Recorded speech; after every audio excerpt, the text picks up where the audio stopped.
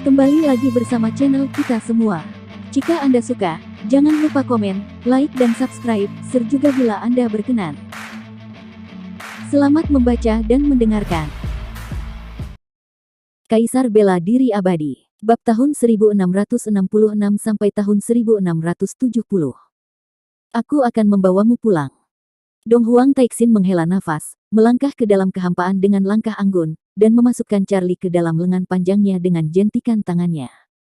Dewi Kunlun menggunakan kekuatan magisnya yang besar untuk melintasi Manchu Agung. Setelah dia, banyak orang di gerbang Tianxuan mencapai langit dan 10.000 alam dalam satu langkah. Tanpa kecuali, mereka semua adalah kuasi Kaisar Agung, dan 9 Kaisar Manchu ada di antara mereka, tetapi mereka tidak membawa senjata Kaisar Jidao, mereka juga tidak pergi berperang. Saya tidak tahu apakah benar atau salah memberitahu dia tentang masalah ini. Kaisar Bulan berbisik, jembatan Naihei adalah jalan menuju neraka. Setidaknya, tidak akan ada penyesalan. Haruskah kita memanggil Charlie Hong dan 6 jalan? Kata Raja Perang, yang lebih kuat tidak akan kalah. Jangan meremehkan kota tanpa air mata. Para kaisar terdiam. Jelas sekali bahwa Charlie Hong dan 6 jalan tidak bisa dilepaskan. Bahkan jika mereka dilepaskan, mereka belum tentu bisa mengalahkan kota tanpa air mata. Semuanya tergantung pada Charlie sendiri, Manchu Agung tidak bisa ikut campur. Di langit berbintang yang luas, kota tanpa air mata mengapung, dan cahaya peri meluap. Di jembatan Naihei, kuasi Kaisar Agung yang menjual anggur masih berjalan dengan langkah-langkah lama, dan tekanan dari orang yang tidak dikenal membuat pinggangnya bengkok. Meskipun dia sekuat kuasi Kaisar Agung, langkahnya sulit dan tubuh tuanya terus-menerus hancur. Dia bukan satu-satunya yang berada di jembatan Naihei, ada lebih dari selusin sosok, baik muda, paruh baya, dan tua, semuanya berlinang air mata. Mereka juga seperti kuasi Kaisar Agung yang menjual anggur. Di kota tanpa air mata, mereka juga memiliki kekasih, yang berlama-lama dalam mimpi mereka selama siang dan malam yang tak terhitung jumlahnya. Meskipun dia tahu ini jalan buntu, dia tetap terus berjalan. Saat angin sepoi-sepoi bertiup, 3 atau 5 sosok berubah menjadi abu. Setelah itu, orang-orang terus berjatuhan, dan sebelum mereka semua mencapai ujung jembatan, mereka berubah menjadi debu sejarah dan menghilang bersama angin. Di jembatan Naihei, satu-satunya yang tersisa hanyalah kuasi Kaisar Agung tua yang menjual anggur. Punggungnya sunyi dan sepi, dan dia tampak sangat tua. Dia cukup dekat dengan jembatan Naihei, namun langkahnya menjadi semakin berat, kakinya gemetar, dan dia ingin berlutut. Pada akhirnya, dia pingsan dan tidak pernah bangun lagi. Di ambang hidup dan mati, mata tua yang keruh itu ditutupi dengan kelembutan kuno, bahkan memanggil kematian. Air mata kristal mengaburkan matanya, dan dalam kesurupannya, dia masih bisa melihat sosok cantik menari dengan anggun di bawah sinar bulan. Kuasi Kaisar Agung juga tergila-gila, tetapi pada akhirnya dia tidak bisa menyeberangi jembatan Naihei. Desahan dari segala sisi penuh dengan kesedihan. Jembatan Naihei yang indah telah mengubur terlalu banyak jiwa yang mati, dan mereka semua menyesal sebelum pergi. Dari awal hingga akhir, tidak ada wanita yang meninggalkan kota tanpa air mata. Kalahkan bebek Mandarin dengan tongkat, kenapa kamu seperti ini? Dewi 9 Kaisar sangat marah hingga dia mengutuk dan bersembunyi di belakang Kui Niu. Bibi, tolong pelankan suaramu. Kaisar kera kecil menutup mulut Dewi 9 Kaisar, kota itu sangat ganas. Aku sangat marah. Kota itu hanya membuat orang yang saling mencintai terpisah satu sama lain. Kata-katanya tepat sasaran dan bergema di hati semua orang. Semua kekasih di dunia pada akhirnya akan menikah. Bukankah itu akhir yang baik? Namun, kota tanpa air mata akan memisahkan sepasang kekasih. Kota yang sangat indah, bagaimana bisa menjadi kota peri di muka bumi tanpa berbuat apa-apa terhadap urusan manusia? Untuk sesaat, penonton memarahi kota tanpa air mata ribuan kali. Bukankah itu 9 Kaisar Manchu Agung yang kejam dan tak tertandingi? Seseorang terkejut dan melihat ke satu arah, menarik perhatian dari segala arah. Di langit berbintang itu, ada pelangi ilahi yang tak ada habisnya, dan 9 Kaisar Manchu ada di antara mereka. Itu benar-benar mereka, serta Dewa Pedang Surgawi dan Raja Alkimia. Kali ini mereka membentuk tim, ras mana yang akan mereka lawan. Mengingat kejadian di masa lalu, banyak orang gemetar di dalam hati. Mungkinkah mereka akan menyerang kota tanpa air mata? Seseorang menyelesaikan kalimatnya, yang membuat mata semua orang langsung cerah. 9 kaisar Manchu begitu ganas sehingga mereka mengamuk melawan keempat suku dan bahkan gunung spiritual pun dimusnahkan. Kota tanpa air mata itu kuno dan kuat. Seorang kuasi kaisar agung terbunuh dalam sekejap. Jika kedua pihak ini mulai bertikai, dunia akan menjadi hidup. Itulah klan besar yang tidak diblokir setelah 9 kaisar Manchu agung, seperti klan naga kuno, klan barbar, klan kura-kura hitam, dan klan Kuiniu, semuanya bersembunyi di kegelapan dan melihat ke sana. 9 kuasi kaisar agung berada di puncaknya. Pertarungan ini sangat mengejutkan. Pantas saja 4 ras besar dikalahkan sedemikian rupa sehingga mereka tidak bisa mengangkat kepala. Sampai saat ini, saya masih belum mengerti di mana Manchu agung berada. Leluhur klan naga kuno mengelus janggutnya, matanya penuh keraguan. Di tengah diskusi, 9 kaisar Manchu agung, Dong Huang Taixin dan lainnya telah turun, dan ada 20 kuasi kaisar agung, menguasai langit berbintang. Kota tanpa air mata, lama tidak bertemu, bisik Dong Huang Taixin, berdiri di langit berbintang dengan postur anggun, memandang kota tanpa air mata. Lama tidak bertemu, kata-kata itu akhirnya terucap di kota air mata. Kata-katanya tidak jelas, seperti suara alam yang turun dari langit. Bolehkah aku meminta bantuan kota tanpa air mata? Itu akan menjadi bantuan yang besar. Dewa pedang surga juga berbicara, dan kata-katanya datar. Kota tanpa air mata itu kejam, sama seperti pedangmu, bukan ini jalannya. Kota tanpa air mata berbicara perlahan, dan kata-katanya menyebar ke seluruh dunia. Sungguh orang yang tidak berlinang air mata dan kejam. Kata-kata kekanak-kanakan itu tiba-tiba terdengar, datang dari Dong Huang Taixin. Lebih tepatnya, itu seharusnya datang dari lengan bajunya, dan Charlie lah yang berbicara. Dia keluar dan memandang kota tanpa air mata, tanpa suka atau duka. Kemunculannya membuat para biksu dari segala penjuru tercengang. Hanya karena Charlie terlihat berusia 2 atau 3 tahun, berwarna merah muda dan gemuk, sangat imut, dan nadanya tidak kecil. Jika aku menyeberangi jembatan Naihe, aku bisa membawanya pergi. Charlie mengabaikan segala arah dan menatap kota tanpa air mata. Alami sendiri. Penyihir guntur berbisik tanpa air mata, tanpa suka atau duka. Tepati janjimu. Charlie bertindak tegas dan melangkah ke jembatan Naihe dengan kaki di langit berbintang. Siapa pria kecil itu? Melihat Charlie naik ke jembatan Naihe, semua orang terkejut. Kuasi Kaisar Agung saja berlutut, dia di alam surga, hanya menganggap ini permainan. Tidak dapat disangkal bahwa dia terlihat sangat manis. Saya menghitung dengan jari saya bahwa dia tidak datang ke sini untuk mencari istri, tetapi untuk mencari ibu. Seseorang berkata dengan penuh arti.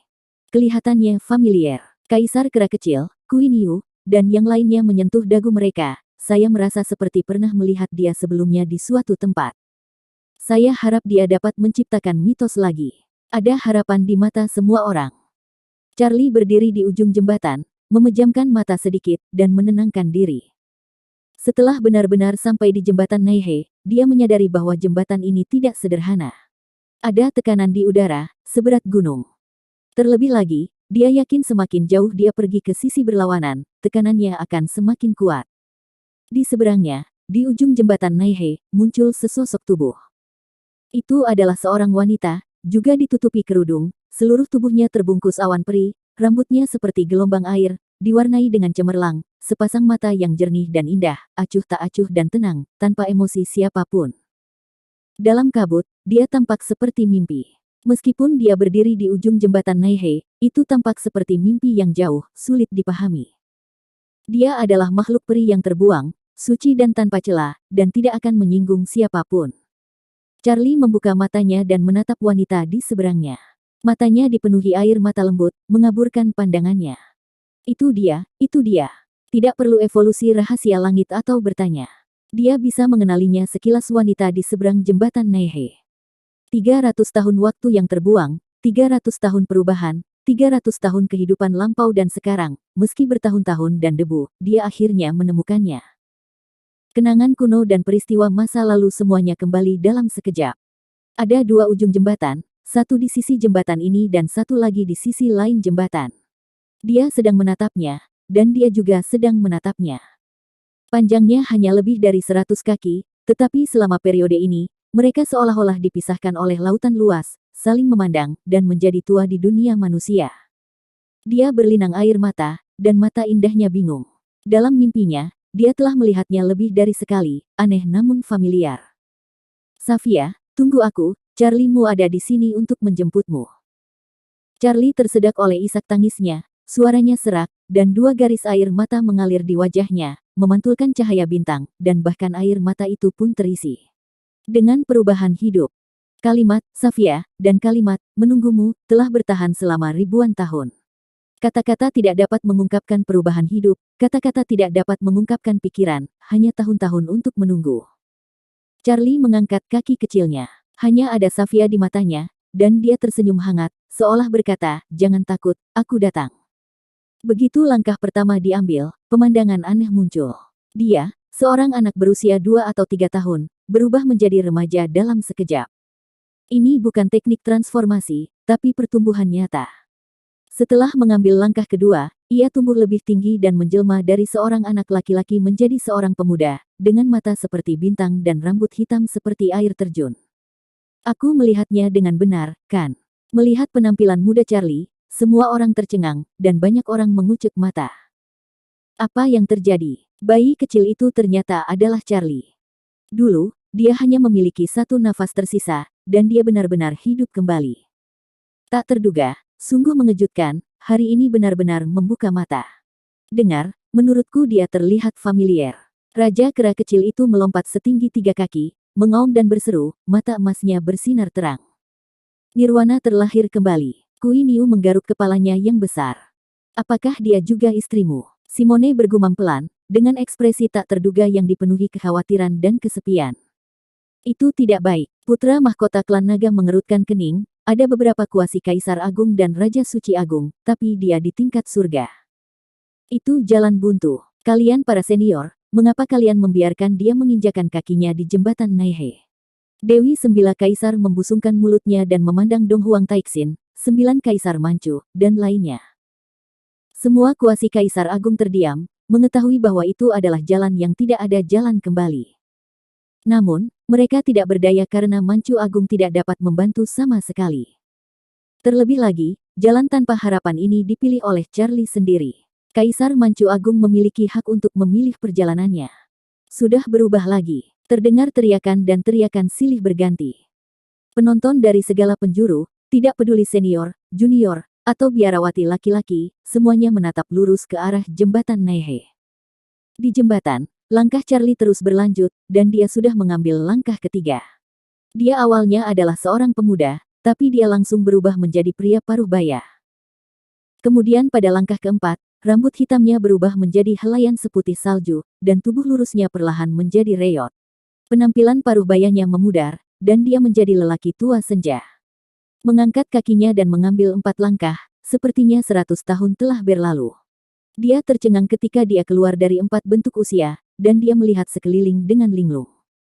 Untuk pertama kalinya, dia membeku, dan darah mengalir dari sudut mulutnya. Memang benar setiap langkah yang diambilnya, tekanannya semakin kuat. Setelah hanya 4 langkah, dia merasakan gunung raksasa setinggi 8.000 kaki menekan punggungnya, mencoba menghancurkannya, seekor semut. Melihat Safia, dia tersenyum sedikit dan mengambil langkah lagi. Pada langkah ini, suara patah tulang terdengar di tubuhnya. Mengambil langkah lain, tubuh sucinya terbelah, dan darah muncrat dari retakan, yang berwarna keemasan dan mempesona. Dengan satu langkah lagi, tubuhnya berubah menjadi segenggam abu terbang, hanya menyisakan jiwa ilusi yang bergoyang di jembatan Naihe. Kamu bajingan, cepat kembali. Kui Niu tidak bisa duduk diam dan berteriak keras. Jika Charlie mengambil langkah lain, dia mungkin akan musnah. Tekanan dari jembatan Naihe bukanlah sesuatu yang bisa ditanggung oleh biksu alam surga. Kamu mencari kematian, jangan terlalu keras kepala. Raja kera kecil juga mengutuk dan ingin bergegas maju, tetapi ditahan oleh Raja kera. Saudara Ye, pikirkan 2 kali. Kaisar Selatan juga mencoba membujuknya. Dia belum benar-benar bertarung dengan Charlie, tapi dia tidak ingin pahlawan yang tak tertandingi itu mati di jembatan Naihe sialan itu. Tolong, kembalilah. Suara Simone memohon, tangan gioknya mengepal erat, kabut masih menempel di matanya, mengembun menjadi embun beku di bawah sinar bulan, karena takut dia akan berubah menjadi debu di saat berikutnya. Turunlah dengan cepat, aku akan membiarkanmu menyentuh payudaraku. Dalam keputusasaan, Dewi Sembilan Kaisar mengucapkan kata-kata yang sangat mengejutkan, yang membuat Tuan Sembilan Kaisar terhuyung, dan para penonton dari seluruh penjuru memandangnya ke samping. Lakukan saja yang terbaik, jangan dipaksakan, bisik Dong Huang Taixin, dan dia benar-benar berkeringat dingin dengan tangan indah di lengan bajunya. 9 Kaisar Manchu membuka mulut, tapi menelannya kembali, dan akhirnya tidak berbicara. Meskipun saya baru berhubungan singkat dengan Charlie, saya tahu karakternya dengan baik. Pemuda yang mengibarkan bendera pertempuran Manchu Agung sampai kematiannya begitu gigih. Sementara semua orang menonton, Charlie tetap diam dan berubah menjadi tubuh fisik lagi. Bentuknya berubah lagi. Helaian rambut panjang seputih salju berubah menjadi darah, dan tetesan darah emas cerah ditutupi dengan cahaya hitam. Di bagian tengah alisnya, terdapat pola suci kuno yang diukir perlahan, yang merupakan simbol keabadian dan kekebalan. Dia bisa membuka batas warisan darah. Di satu sisi kerumunan, lelaki nelayan tua, kuasi Kaisar Agung, tidak bisa menahan senyumnya. Ini pertama kalinya. Jika kamu tidak mati atau terluka, buka saja. Bahkan jika kamu membuka batas warisan darah, kamu akan tetap berada di alam surga. Dia telah meninggal, dan dia tidak akan mungkin bisa menyeberangi jembatan Naihe. Kuasi Kaisar Agung tua menggelengkan kepalanya dan menghela nafas, dia tidak tahan melihatnya lagi. Tapi begitu dia mengucapkan kata-kata ini, aura mendominasi menyebar di jembatan Naihe, tekanan sebenarnya dari kuasi Kaisar Agung. Ya, tulang suci kuno agung ada di sini untuk membantu lagi. Terlalu banyak orang yang menebak-nebak, dan mereka sudah terbiasa. Batas warisan darah telah dibuka. Apalagi yang bisa mengejutkan mereka. Sekarang kamu juga bisa menjadi kuasi Kaisar Agung dari baja keras. Dengan batas warisan darah, kamu mungkin bisa menciptakan mitos dan menghancurkan jembatan Naihe. Membagongkan. Kaisar kera kecil itu melolong begitu keras hingga mengguncang bumi dan membuat orang-orang di sekitarnya kencing. Gemetar, suara itu datang terlalu tiba-tiba. Amazing. Queen Yu, beruang pejuang bumi dan yang lainnya juga mengikuti, mengibarkan bendera besar dan berteriak memanggil Charlie. Bertahanlah. Para biksu muda dari seluruh penjuru juga meninggikan suara mereka, dan lolongan mereka menjadi semakin keras, membuat langit berbintang bergetar. Langit tidak sepi. Sekelompok orang tua juga menjadi bersemangat. Semua orang ingin melihat tubuh suci kuno dan menciptakan mitos lagi. Aku akan menunggu, aku semakin tua. 9 Kaisar Manchu menggelengkan kepala dan tersenyum, berpikir bahwa mereka lebih rendah dari generasi muda. Aku juga semakin tua. Dong Huang Taixin mengulurkan tangan gioknya, mengesampingkan dirinya sebagai Dewi Kunlun, dan meraih lengan Dewa Pedang. Dewa Pedang tersenyum, dan mitos surga juga penuh kelembutan. Mereka seharusnya beruntung karena waktu berlalu dan mereka bergantung satu sama lain. Charlie, di sisi lain, harus melalui ujian hidup dan mati dan bergerak maju dengan susah payah demi cinta itu, bahkan jika dia memulai jalan yang tidak bisa kembali. Terjadi dentuman. Dentuman, dentuman, pelan dan berirama. Itulah suara langkah Charlie. Tubuhnya seberat gunung besar, bahkan langkahnya pun berat, membuat jembatan Naihe bergetar saat ia menginjaknya. Dilihat dari kejauhan, punggungnya megah, dengan cahaya keemasan menyinari seluruh tubuhnya, dan tubuh sucinya yang mendominasi seolah-olah terbuat dari emas.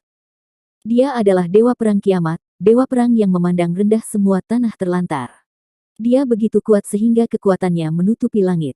Keberadaannya hanyalah mitos. Dengan sekali klik, slip giok yang menyegel cahaya memori abadi dihancurkan olehnya. Cahaya peringatan terbang ke sisi berlawanan dan menghilang ke tengah alis Safia. Seperti yang dapat Anda bayangkan, adegan pembukaan blokir Safia tidak ditampilkan. Dia masih berdiri dengan anggun, dengan ekspresi acuh tak acuh, dan tidak ada emosi siapapun. Cahaya kenangan peri berkeliaran di lautan ilahi, dan dia tidak diizinkan untuk berbaur. Itu tidak valid lagi. Charlie sedikit menyipitkan matanya. Cahaya peringatan tidak dapat membuka blokir reinkarnasi. Hal semacam ini hanya terjadi 3 kali, sekali di Charlie Hong, sekali di Naisa, dan sekali di Diana. Kejadian seperti itu, yang tidak dia duga, membuat matanya lebih bertekad, kepalanya terangkat tinggi, dan setiap langkah yang diambilnya mantap dan bertenaga. Tidak peduli apa, dia akan berjalan ke sisi lain jembatan. Tidak peduli apakah Safia bisa dibuka atau tidak, dia pasti akan membawanya pulang. Jembatan Naihe bergetar, berdengung, dan bergejolak. Dia juga berada di bawah tekanan, dan langkahnya menjadi lebih berat. Samar-samar, Anda masih bisa mendengar suara tulang suci di tubuhnya patah. Tubuh suci itu terbelah lagi dan bermandikan darah. Dengan setiap langkah yang diambilnya, tekanan yang tak tertandingi menjadi lebih kuat. Setiap langkah yang dia ambil adalah jejak berdarah. Tulang suci kuno agung mendukungnya, dan dia dapat menahan tekanan. Batas warisan darah mendominasi, abadi dan tidak terluka, memperbaiki lukanya berkali-kali. Dia sudah cukup dekat dengan jembatan, dan sebentar lagi itu akan menjadi akhir. Tapi sikap pantang menyerahnya sepertinya telah melanggar hukum dunia bawah. Kekuatan kehancuran sedang berkecamuk, dan tekanan yang lebih kuat tiba-tiba muncul. Itu adalah kekuatan yang sangat kuat, misterius dan kuno. Kekuatan itulah yang benar-benar menghapus batas warisan darah. Tidak ada pemulihan abadi, dan tubuh suci menjadi berdarah. Selalu ada tulang suci untuk membantu, dan kaki juga tertekuk. Tinggal beberapa langkah lagi, tapi sepertinya jurang yang tidak bisa diatasi. Jika kamu tidak bisa menginjaknya, kembalilah. Suara perempuan berkabut datang dari kota tanpa air mata, dingin dan jauh, tetapi juga sangat agung. Dia terbuat dari daging dan darah, mengapa dia harus tanpa air mata dan tidak berperasaan?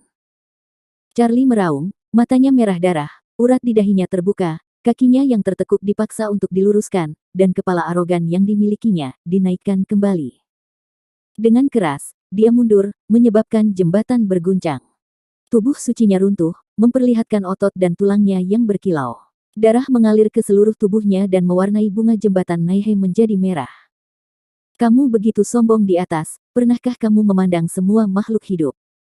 Dengan raungan lagi, Charlie tiba-tiba mengangkat kakinya. Kakinya terjatuh, kakinya patah, dan kakinya tiba-tiba meledak. Daging, darah, dan tulangnya berubah menjadi kabut darah pada saat bersamaan. Tubuh suci kuno yang kuat itu juga jatuh dan tergeletak di tanah. Untuk waktu yang lama, saya tidak melihatnya bangun lagi. Kamu Safiaku, aku ingin membawanya pulang. Charlie menangis, suaranya serak, dan ada darah dan air mata. Tanpa kaki, ia merangkak dengan susah payah menggunakan kedua tangannya. Tubuh suci kuno yang bermartabat itu seperti seekor anjing, sangat rendah hati. Adegan ini mengejutkan, dan semua orang yang melihatnya terharu. Terlalu banyak kultivator laki-laki yang mengepalkan tangan mereka, dan terlalu banyak kultivator perempuan yang mau tidak mau menutup mulut mereka, dengan kabut tertinggal di mata mereka. Apakah kamu benar-benar tidak berperasaan? Mata Dong Huang Taixin dingin dan wajahnya seperti es, menatap kota tanpa air mata. Kota tanpa air mata, tidak ada belas kasihan. Kata-kata samar dan acuh tak acuh yang sama keluar dari kota tanpa air mata dan bergema di seluruh langit. Jangan tanya dia. Bahkan jika dia mati, dia akan tetap menjadi Kaisar Manchu, kata 9 kaisar ringan, ekspresinya tidak senang atau sedih. Dalam satu kalimat, semuanya sunyi, dan langit berbintang sangat tenang. Yang tersisa hanyalah kata-kata tercekat di jembatan Naihe. Charlie masih merangkak, matanya redup, dan bahkan air matanya berlumpur. Di belakangnya ada jejak darah yang terseret keluar dari tubuhnya yang rusak. Safia berdiri dengan tenang, tidak bergerak seperti patung es. Melihat dia merangkak ke arahnya, tubuhnya yang halus sedikit gemetar, dan mata berairnya yang indah menunjukkan kebingungan kuno. Jembatan Naihe yang menyedihkan memiliki sentuhan darah dalam kemegahannya. Semua orang memandang Charlie, dan semua orang terdiam. Pria itu masih merangkak dengan keras. Dia mungkin sudah mati, tapi kehendak abadinya lah yang mendukungnya untuk mendaki sampai akhir. Ketekunan dan kegilaan menciptakan obsesi abadinya.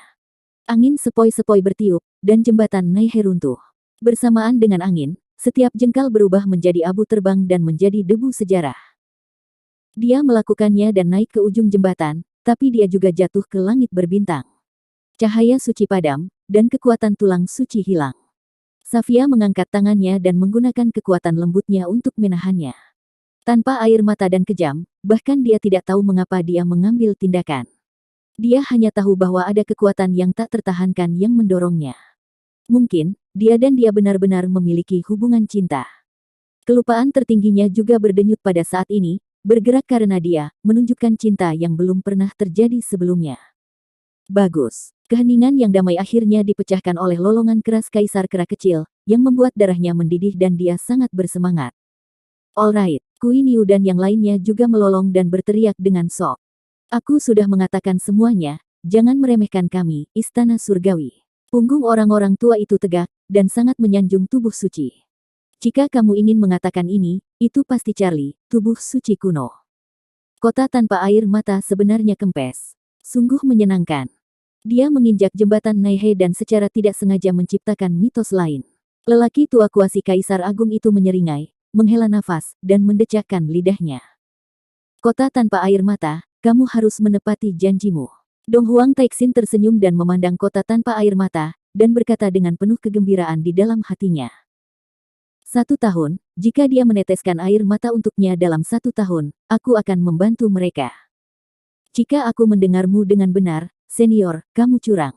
Raja Perang mendengus dingin, tombaknya berdengung, menunjukkan kekuatan kuasi Kaisar Agungnya.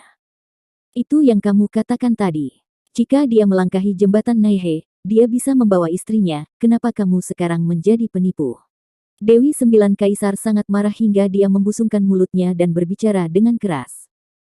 Saya tidak menyangka bahwa kata-kata kota peri tidak dapat dipercaya. Kami tidak takut berperang. Jangan berpikir bahwa kami mudah ditindas. Dan Kui Niu juga berteriak dan mengutuk, dan mereka selesai. Saya menyarankan agar kita membentuk tim untuk menaklukkan kota tanpa air mata. Saya tidak tahu dari mana suara itu berasal.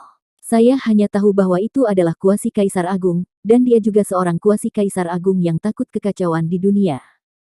Pernyataan ini sangat bisa diandalkan. Semua orang di dalam adalah wanita cantik. Ada lebih dari 1 kuasi Kaisar Agung Petua yang lucu. Mereka semua adalah kucing yang melolong di sudut, dan kemudian berpindah tempat lagi setelah melolong. Aku belum pernah melihat seperti apa rupa penguasa kota tanpa air mata. Dia pasti sangat cantik. Kamu masih bisa menikah jika kamu tidak punya cukup uang, tapi aku belum punya istri. Jangan membuat masalah, itu senior. Kamu tidak bisa menggodanya dengan santai. Petik 2. Sekelompok orang tua, kenapa kalian tidak tahu malu? Kamu mengatakan sesuatu kepadaku, dan semakin banyak kamu berbicara, semakin energi kamu menjadi, dan senyummu sangat cabul. Dong Huang Taixin, Dewa Pedang, Master Alkimia, 2 tetua langit dan bumi, dan 9 Kaisar Manchu Agung semuanya dengan sadar menggerakkan langkah mereka dan menjaga jarak tertentu dari para kuasi Kaisar Agung pelacur itu. Fakta membuktikan bahwa keputusan mereka masih tepat. Kota tanpa air mata menjadi gila, dan tangan batu giok kristal keluar. Kuasi Kaisar Agung yang berkumpul semuanya terpesona, menggambar busur cemerlang di langit berbintang. Glek. Semua orang yang hadir mau tidak mau menelan ludahnya. Hampir selusin kuasi Kaisar Agung terbang tidak peduli seberapa jauh mereka terbang, dan mereka mungkin terbawa ke tepi alam semesta hanya dengan 1 serangan telapak tangan. Kali ini, langit berbintang sepi, terutama orang-orang tua, mereka tidak berani berkata apa-apa, penguasa kota tanpa air mata terlalu galak. 1 tahun, saya akan kembali dalam 1 tahun. Kata-kata kota tanpa air mata masih begitu halus, acuh tak acuh, dan agung. Begitu kata-kata itu keluar, kota peri yang besar berangsur-angsur berubah menjadi ilusi, perlahan menghilang ke dalam awan dan kabut yang kabur. Saya hampir kencing karena ketakutan. Terlalu banyak orang yang merasa kedinginan. Di masa depan, kita harus patuh. Jika kita tidak memiliki senjata kekaisaran di tangan kita, kita tidak akan berani keluar dan main-main, kata biksu yang lebih tua dengan tangannya. Seperti apa rupa istri Charlie? Mata Kaisar Kera kecil membelalak, tapi dia tidak bisa melihat menembus wajah Safia. Selera saudara ketujuh tua sangat baik, dia pasti sangat cantik. Aku ingin tahu apakah kamu bisa membiarkan kami menggunakannya selama beberapa hari. Kui Niu menyentuh dagunya dengan ekspresi penuh arti di wajahnya.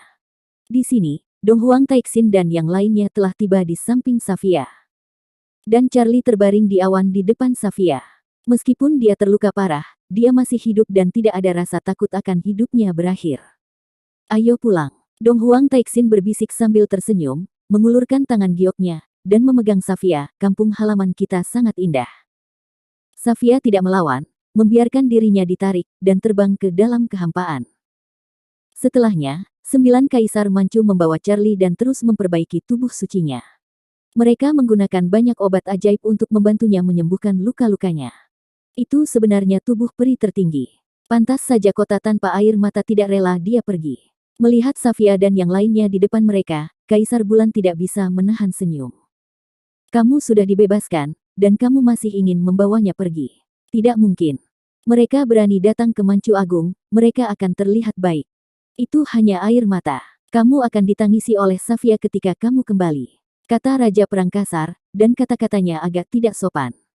Di tengah suara-suara itu, kuasi Kaisar Agung Manchu Agung menghilang. Kerumunan orang menyaksikan mereka pergi dengan mata penuh kekaguman, tidak terkecuali para kaisar semu, kelompok orang itu juga sangat galak. Ayo pergi. Pertunjukan berakhir dan penonton bubar. Apa yang terjadi hari ini sungguh luar biasa.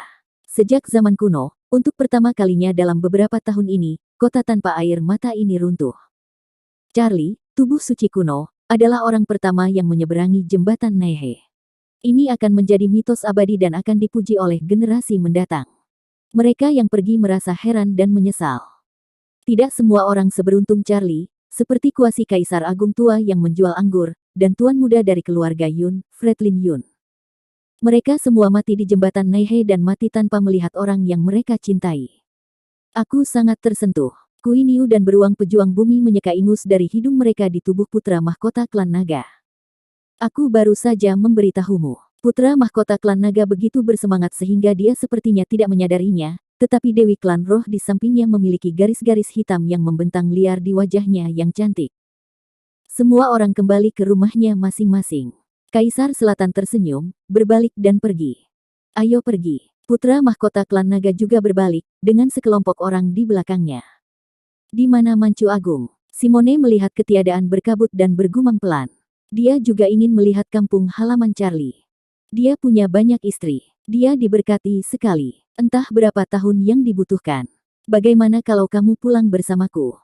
Kaisar kera kecil menggosok cakarnya yang berbulu dan tersenyum tanpa malu-malu. Jika kamu ingin pergi, ikutlah denganku, kata Kui Niu. Kemampuanku di ranjang juga sangat bagus. Aku pasti akan memberimu baju tidur. Beruang pejuang bumi menepuk dadanya yang tebal. Simone terdiam dan memalingkan muka dari ketiadaan. Dia melirik Raja Kera Kecil, Kui Niu, dan kemudian ke beruang pejuang bumi. Jika ada perkelahian, aku akan ikut juga. Dewi Sembilan Kaisar tertawa, mengeluarkan palu besar dari suatu tempat, dan mengayunkannya untuk menghancurkannya. Ayolah, jangan bermalas-malasan. Putra mahkota klan naga dan yang lainnya juga berbalik, menyingsingkan lengan baju mereka dan memutar leher mereka. Bahkan Kaisar Selatan yang telah berjalan pergi, berlari kembali dan menendangnya. Melihat pemandangan ini, para lelaki tua yang belum selesai berjalan mengelus janggut mereka dengan penuh arti, saya merasa sangat lega. Langit berbintang ini sangat semarak, dan sekte bulan sabit bahkan lebih semarak. Dong Huang Taixin membawa kembali Safia, dan sekte bulan sabit segera meledak, dengan murid dan tetua berkumpul menuju puncak gadis giok. Kakak ipar, kamu akhirnya kembali. Pelari tercepat adalah ketiga pelacur itu Bradley, Nuada dan Ervin. Mereka benar-benar saudara yang baik. Charlie tidak sadarkan diri dan hanya terbaring di sana, tetapi ketiga bersaudara itu bahkan tidak melihatnya dan langsung pergi ke Safia. Yang lebih memalukan lagi adalah mereka semua ingin memeluk Safia untuk membangkitkan emosi, tetapi Safia menghindarinya dan hampir jatuh saat mereka menahannya. Keluar. Darius Yang, Taois Daoxuan dan Frederick Su muncul, dan tiga orang itu ditendang satu persatu, dan mereka ingin pamer. Adik perempuan Chu, kamu masih ingat kami? Sekelompok senior berkumpul dan memandang Safia dengan air mata mengalir di wajah mereka. Safia tidak berkata apa-apa dan berdiri dengan tenang, seperti patung batu. Wajah-wajah itu familiar namun asing, membuatnya sangat bingung. Dia sepertinya pernah melihatnya sebelumnya, tapi dia tidak ingat di mana. Kurangnya responsnya membuat semua orang mengerutkan kening.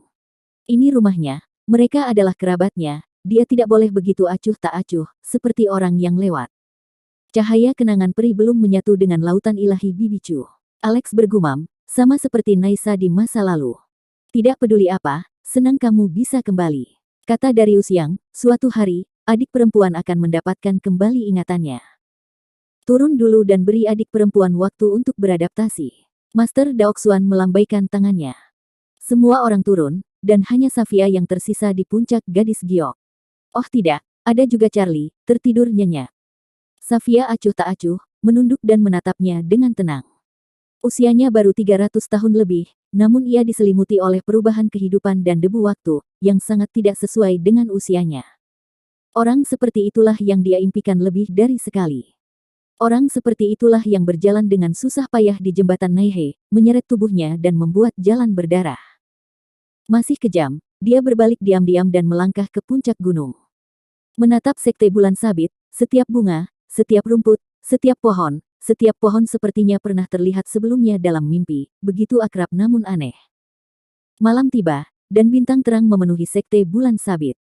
Jari kelingking Charlie bergetar dan dia perlahan membuka matanya. Segera, dia berbalik dan melihat sekeliling dengan gugup, seolah mencari sesuatu, karena takut kota tanpa air mata adalah mimpi. Akhirnya, dia melihat sosok cantik Safia di puncak gunung. Di bawah sinar bulan, dia tampak seperti peri halus, suci dan tanpa cacat. Angin sepoi-sepoi bertiup lembut, menggerakkan rambut panjangnya, dan semua helaiannya diwarnai dengan cemerlang. Dia seperti mimpi, jauh dan indah. Charlie tersenyum hangat, tampak kabur dan mabuk. Dia juga melangkah ke puncak gunung, mengulurkan lengannya yang lebar, dan memeluk Safia dari belakang. Safia, sudah 300 tahun. Kata-katanya serak karena perubahan kehidupan, dan waktu seolah membeku karenanya sejenak, berpikir memeluk dia seperti ini sampai akhir waktu. Safia seperti patung es, tidak bergerak sama sekali, tidak menolak atau melawan. Matanya tanpa air mata dan tanpa perasaan, seperti boneka tanpa emosi. Di setiap puncak gunung juga terdapat sosok yang berdiri, kebanyakan berpasangan, seperti Ervin dan Rosie seperti Bradley dan Wanda. Ada juga orang yang sedih, seperti Alex, yang memegang botol anggur dan minum dalam keadaan mabuk, memikirkan tentang Giananya, seperti naga bulan, yang juga memikirkan tentang kekasihnya di bawah bulan. Selama 300 tahun terakhir, cinta dunia menjelma menjadi kisah indah dalam suka dan duka perpisahan dan reuni.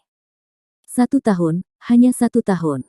Jika dia tidak menitikkan air mata untukmu, kota tanpa air mata akan membawanya kembali. Dalam kegelapan, segumpal suara wanita turun dari langit, berkabut dan panjang. Itulah kesadaran ilahi Dong Huang Taixin, yang disalurkan oleh kekuatan supernatural yang agung. Charlie akhirnya melepaskan Safia, meraih tangannya dan berjalan menuruni gunung, akan kutunjukkan rumah kita. Safia acuh tak acuh dan acuh tak acuh, membiarkan Charlie memeluknya. Itu paviliun gadis giok, itu tempat kamu bermeditasi dan berlatih di masa lalu. Charlie menunjuk ke kejauhan, lotengnya masih sama seperti sebelumnya. Itu kolam roh giok, merendam tubuh dapat membantu menyembuhkan luka. Itu taman roh giok, tempat makhluk roh dikurung. Itu adalah batu hati kebijaksanaan, tempat yang bagus untuk duduk bersila dan mendapatkan keuntungan pencerahan. Charlie berbicara sambil berjalan, sama seperti ketika Safia memperkenalkannya kepadanya, setiap bagiannya sekarang terlihat jelas di benaknya. Safia terdiam, atau dengan kata lain, dia tidak mengatakan sepatah kata pun sejak dia muncul di dunia, dan dia tenang dan tenang. Dia hanya tahu bahwa senyum Charlie penuh kehangatan, dan tangannya juga sangat hangat. Perasaan aneh itu sepertinya familiar. Malam berangsur-angsur semakin dalam, dan Charlie mengirimnya kembali ke paviliun gadis giok. Dia ingin masuk dan duduk dan mengobrol tentang tidur. Siapa sangka saat ia melangkah maju, kebetulan pintunya tertutup sehingga menyebabkan wajahnya mimisan hingga membuatnya tertawa karena malu. Di tengah malam, pedang Suanyuan terbang dan menyatu ke dalam tubuhnya. Dia tidak pergi, tapi duduk di tangga batu di luar paviliun gadis giok. Sambil memegang botol anggur, dia membenamkan kepalanya dalam tawa dan sesekali melihat kembali ke pintu untuk melihat orang yang paling dia cintai di dalam. Ada beberapa momen yang terasa tidak nyata. Dia tidak dapat membayangkan bahwa Safia benar-benar kembali. Meskipun dia tidak menangis dan tidak berperasaan, dia adalah dia dan dia akan tersadar suatu hari nanti. Di dalam kamar, Safia duduk bersila dengan tenang, juga diam-diam menatap pemuda yang sedang mengubur kepalanya dan terkikik. Malam yang hening, lalu fajar membawa hari yang baru. Di pagi hari, sebelum fajar, Charlie berdiri di depan paviliun gadis giok dan mengangkat tangannya untuk mengetuk pintu, tapi akhirnya mengurungkan niatnya. Dia datang ke jendela, membuka celah kecil, dan tanpa mengucapkan sepatah kata pun, melihat ke dalam melalui celah kecil itu. Setelah melihatnya, dia mengalihkan pandangannya dan menggosok matanya dengan keras, cahaya peri di tubuh Safia membuat bintang menyilaukan di matanya. Hei, apa yang terjadi? Suara desis terdengar dari belakang, dan Ervin, Bradley, dan Wanda datang bahu-membahu. Pagi, Charlie berkata dengan santai, masih mengusap matanya. Saudaraku, aku menghitung dengan jariku dan aku tidak menyerah. Ervin menganggukkan jari gemuknya dan berkata dengan ekspresi penuh arti. Paman, biarkan aku menghitung jariku dan ternyata bubuk hewan saja tidak cukup. Bradley tampak seperti tongkat ajaib dan berbicara dengan serius. Pergi, manfaatkan aku. Ervin naik dan menendangnya. Ini hal yang bagus. Dibandingkan dengan kedua orang ini, Nuada relatif dapat diandalkan dan memberikan tas penyimpanan kepada Charlie. Apa? Charlie mau tidak mau merobek tas penyimpanannya. Gas air mata. Nuada menyeringai, bukankah aku sudah menyuruh guru Safia untuk meneteskan air mata untukmu? Sekeranjang belum lagi setetes pun. Yang disebut gas air mata itu adalah telur, seukuran telur, juga seperti batu, halus saat disentuh dan berwarna hitam. Apakah ini akan baik-baik saja? Charlie melihat berulang kali. Tentu, kami masih punya lebih banyak. Bradley juga memasukkan tas.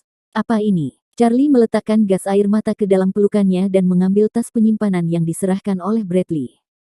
Lada yang dibuat khusus pasti lebih berguna daripada senjata ajaib. Bradley mengedipkan mata dan tersenyum sangat tidak senonoh.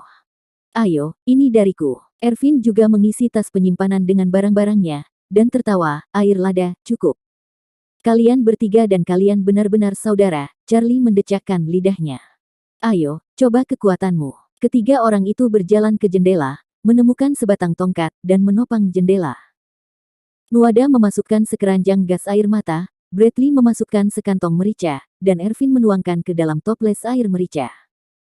Setelah selesai, jendela ditutup, dan ketiganya bekerja sama untuk menutup semua celah di puncak gadis giok. Akhirnya, ketiga barang itu memberi isyarat oke kepada Charlie. Kamu yakin itu akan berhasil? Charlie juga bergabung. Pasti berhasil. Bradley duduk di tangga batu dengan lengan melingkari leher Charlie, dan dengan santai menyerahkan sebotol anggur. Tunggu, dia akan segera menangis. Ervin dan Nuada juga duduk dengan percaya diri. Bagaimana jika ini tidak berhasil? Charlie berbalik dan melirik ke paviliun gadis giok, selalu merasa sesuatu yang buruk akan terjadi. Jika tidak berhasil, pukul saja dia dan dia akan menangis. Dengan bantuan kekuatan kaisar, dia tidak bisa mengalahkanmu. Menurutku memberinya bubuk hewan akan menjadi yang paling efektif. Apakah menurutmu itu yang terbaik? Aku merasa punggungku terasa dingin. Charlie menyentuh bagian belakang lehernya, merasakan angin sejuk. Keren, apakah ada? Ketiga orang itu berbalik secara bersamaan. Begitu dia memasuki matanya, dia melihat tangan batu giok kristal datang ke arahnya. Setelah menyelesaikan pekerjaannya, mereka bertiga terbang ke langit, terbang langsung dari puncak gadis giok, melewati banyak puncak, dan terbang keluar dari gunung bulan sabit. Charlie menggerakkan bibirnya saat dia melihat mereka bertiga pergi ke langit.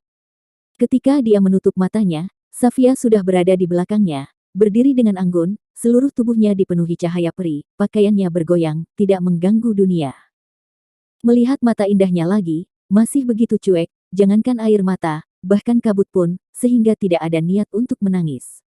Apakah kamu lapar? Aku akan memasak untukmu. Charlie menepuk pantatnya dan berdiri, tersenyum, berbalik dan lari tanpa mengucapkan sepatah kata pun, postur berlarinya benar-benar mendominasi. Namun, tamparan Safia lebih cepat. Kemanapun Ervin dan Nuada pergi, mereka juga mengirim Charlie ke sana. Wow! Naga awan, naga bulan, lingua kecil, dan bandit si, yang baru saja mendaki gunung, semuanya mengangkat kepala, dan mata mereka menoleh ke arah Charlie terbang. Ketika semua orang melihat ini, mereka turun gunung lagi, karena takut dipukuli. Orang ini memiliki tubuh peri tertinggi, sangat kuat. Segel memori belum dibuka, dan dia pasti adalah master yang tidak dikenali oleh 6 orang. Tidak peduli apa yang Anda lakukan di sini, pukul saja dia terlebih dahulu. Sekelompok orang sangat pengecut sehingga mereka berlari lebih cepat dari kelinci tanpa peringatan apapun. Tanpa mengucapkan sepatah kata pun, Safia berbalik dan kembali ke paviliun gadis giok. Kemudian, dia membersihkan semua gas air mata, bubuk merica, dan air merica yang dibuang ke paviliun gadis giok. Bersikap kejam tanpa air mata memang benar, tapi bukan berarti Anda memiliki temperamen yang baik. Melemparkan semuanya, saya benar-benar mengira saya adalah seorang vegetarian. Tubuh peri tertinggi benar-benar bukan lelucon. Kecenderungan kekerasan, ini tidak berbeda dengan kehidupan sebelumnya. Saya pikir lebih baik saya menunggu beberapa hari sebelum pergi. Kemana mereka terbang? Tidak ada yang melihat ke arah Charlie atau tiga lainnya. Mereka benar-benar tidak bisa melihatnya, karena keempat perempuan jalang itu terbang cukup jauh, dan postur mereka cukup tampan. Setelah sekian lama, setelah mendengar suara gemuruh, keempatnya jatuh satu demi satu, dan sebuah gunung besar hancur berkeping-keping. Bukankah kamu mengatakan bahwa kota tanpa air mata kamu tidak berperasaan? Mengapa kamu memukul orang? Bradley adalah orang pertama yang bangun, sosoknya dalam keadaan menyedihkan, dan wajah tampannya cacat oleh telapak tangan. Aku pasti sudah menghabiskan seluruh tenagaku untuk membalas tamparan bibiku. Nuada berdiri dan bergoyang di tempat, kepalanya yang besar masih berdengung. Kami tidak bisa membantu dengan ini, Ervin melambaikan tangannya. Dia adalah korban yang paling parah. Dia hampir masuk ke tanah, terengah-engah dan langsung muntah darah. Paksa aku untuk menggunakan kekerasan. Charlie adalah yang paling santai, duduk di atas batu dengan kaki bersilang, tidak ada yang terjadi. Yah, dia baik-baik saja. Dia dilindungi oleh senjata kekaisaran Jidao dan 100 Safia tidak bisa menyakitinya sama sekali. Alasan mengapa dia terbang ke sini adalah untuk melihat betapa menyedihkan ketiga orang ini. Ide ini sangat penuh perhatian. Saya ingin tahu apakah Bradley dan yang lainnya akan langsung muntah darah dan pingsan karena marah. Kami membantumu dengan niat baik, tapi sialnya, kamu terbang ke sini hanya untuk menonton lelucon kami, Jalang, kamu tidak tahu malu. Jika kamu ingin aku memberitahumu, kamu harus merangsangnya. Bradley memegang pinggangnya dan duduk, gadis itu Diana, dia terstimulasi saat melihatmu mati di masa lalu, dan kemudian dia dibebaskan dari larangan. Artinya, biarkan aku mati lagi. Charlie menyentuh dagunya dan merasa bahwa metode ini masih sangat dapat diandalkan. Kamu tidak harus mati. Nuada menyeka mimisan dan menemukan tempat untuk duduk. Selama itu cukup menstimulasi. Metode stimulasi macam apa? Misalnya, jika aku meniduri babi tua di depannya, adegan itu akan cukup mengasyikkan. Ervin menyeringai. Idemu bisa diandalkan. Bradley dan Nuada sama-sama mengacungkan jempol pada Ervin, seolah-olah mereka sedang melihat dewa. Kepalaku ditendang oleh seekor keledai karena berbicara omong kosong dengan kalian bertiga. Charlie mengutuk, berbalik dan langsung menuju ke bulan sabit. Dengan kekuatan kuasi Kaisar Agung Baja Keras, kecepatan ini tidak lambat. Setelah hanya 3 atau 5 lompatan, dia kembali ke puncak Gadis Giok. Sekali lagi, dia berjingkat ke jendela paviliun Gadis Giok, menelan semua nafasnya, dan membuka celah. Kali ini, dia belajar menjadi pintar dan menggunakan kekuatan kekaisaran untuk memberkati matanya agar tidak silau oleh cahaya peri Safia. Melalui celah tersebut, dia bisa dengan jelas melihat Safia duduk bersila. Dia telah memejamkan mata, seolah-olah dia sedang mencerahkan Tao. Penglihatannya tentang Tao adalah lautan peri, begitu tenang sehingga tidak ada riak sama sekali. Dan dia seperti teratai hijau, berakar di tengah laut peri, dipenuhi energi peri, berlama-lama dengan bunga ilahi, suci dan tanpa cacat. Apakah ini cara yang maha tinggi melupakan cintanya? Charlie mengangkat alisnya. Saya belum pernah melihat pemandangan yang begitu damai, saya juga belum pernah melihat Tao yang begitu damai. Kebaikan sejati itu seperti air, keadaan pikiran yang tertinggi. Dia mengembangkan Tao kekacauan dan mengembangkan segala sesuatu, tetapi dia juga mengagumi Tao Safia, yang terlalu agung untuk melupakan cinta, jalan yang kejam, dan puncak Tao. Dan garis keturunannya membuat darah suci kuno berdenyut. Tubuh peri tertinggi yang legendaris lebih mendominasi dari yang dibayangkan, menyembunyikan kekuatan misterius yang kuno dan besar. Sambil menghela nafas, Charlie melihat laut ilahinya lagi. Cahaya peri ingatan masih ada, melayang ke sana kemari, berkeliaran, tapi tidak pernah bisa menemukan pintu masuknya. Fenomena aneh ini persis sama dengan yang terjadi pada Naisa saat itu. Selama 100 tahun terakhir, ia juga menemukan beberapa petunjuk, semakin kuat reinkarnasi, semakin sulit membuka memori kehidupan masa lalu. Naisa misalnya, adalah satu-satunya orang di generasinya yang ia takuti, baik di kehidupan lampau maupun di kehidupan ini. Diana misalnya, adalah salah satu yang terbaik di antara generasi muda, dan bahkan Dewi Sembilan Kaisar bukanlah tandingannya. Hal yang sama berlaku untuk Safia hari ini, dia telah mengembangkan dao kelupaan tertinggi dan memiliki darah tubuh peri tertinggi yang mengalir ke seluruh tubuhnya. Inilah kesamaan yang dimiliki ketiganya. Di antara banyak reinkarnasi Mancu Agung, mereka benar-benar 3 teratas. Dia tidak tahu apakah Naisa telah memulihkan ingatan masa lalunya. Namun, contoh Diana ada di sini. Mungkin membuka blokir memang membutuhkan rangsangan dan fluktuasi emosional sebelum ada kekurangannya. Dan kelemahan itu adalah pintu masuk ke cahaya peri memori. Setelah cahaya peri memori terintegrasi, memori kehidupan masa lalu dapat dibuka segelnya. Tiba-tiba, dia menurunkan jendela, menyentuh dagunya dan bergumam, bagaimana saya bisa memberinya rangsangan. Tuan menekan busurnya dengan keras. Lebih baik dari apapun secara langsung. Saat dia memikirkannya, senyumannya menjadi sangat vulgar. Dalam benaknya, adegan dengan Luna tidak bisa tidak muncul. Dan Naisa, meskipun dia bingung pada saat itu, tetapi ketika dia bangun dan mengingatnya dengan cermat, pemandangannya juga sangat menawan. Di telingaku, aku masih bisa mendengar rintihan mereka yang sangat indah, bahkan lebih indah dari lagu Peri 9 Neter. Safia, apa yang kamu teriakkan di tempat tidur pasti sangat bagus. Charlie tidak bisa tidak membayangkan bahwa semakin dia tersenyum, dia menjadi semakin tidak senonoh. Adik laki-laki itu juga bekerja sama dan mendirikan tenda kecil di bagian bawah tubuhnya. Setelah mengambil keputusan, dia menggosok tangannya dan mendekati pintu. Namun, dia menekan pemikiran ini dengan paksa. Safia menyadari bahwa jika dia dirangsang, dia mungkin akan menjadi gila. Menunggumu. Pria itu terkekeh, memindahkan bangku kecil, dan memblokir pintu, takut Safia akan melarikan diri. Dia juga tidak menganggur. Dia mengeluarkan kitab surga dan membenamkan dirinya dalam mempelajarinya. Sekilas, dia benar-benar anak yang baik dan pekerja keras. Dengan cara ini, puncak gadis giok menjadi tenang, dan semuanya menjadi sunyi. Di luar gunung bulan sabit, Nuada, Bradley dan Ervin juga kembali. Mereka terlatih-tatih. Ketika melihat puncak gadis giok, mereka berjalan berkeliling, tidak ingin datang dan dipukuli lagi. Safia sangat galak dan kejam. Dengan telapak tangan dari tubuh peri tertinggi, dia hampir mengirim seseorang ke neraka, yang menakutkan bahkan hanya dengan memikirkannya. Mereka bertiga ketakutan, dan naga awan serta naga bulan, yang takut dunia berada dalam kekacauan, bahkan lebih takut dan kehilangan kesabaran. Generasi muda adalah pengecut, dan generasi tua bahkan lebih pengecut. Safia belum memahami kenangan kehidupan masa lalunya dan tidak akan mengenali siapapun. Jika mereka menyinggung perasaannya, konsekuensinya akan serius. Waktu berlalu perlahan, dan dalam sekejap mata, sudah 3 hari. Baru pada malam keempat dia melihat Charlie tenggelam dalam membaca, dia tiba-tiba mengangkat kepalanya dan Safia terbangun dengan pencerahan. Aku sudah menunggu selama 300 tahun, dan aku hanya menunggu malam ini.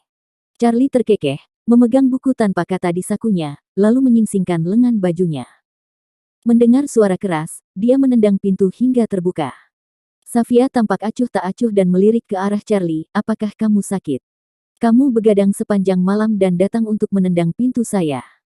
Jangan bicara omong kosong, ayo telanjang saja. Charlie meluruskan kerah bajunya dan mengatakan sesuatu yang sangat kuat, begitu tidak tahu malu sehingga dia bahkan lebih liar dari pemetik bunga. Tidak mungkin, dia memiliki senjata kekaisaran, yang kami takuti, kami sangat disengaja. Bersambung.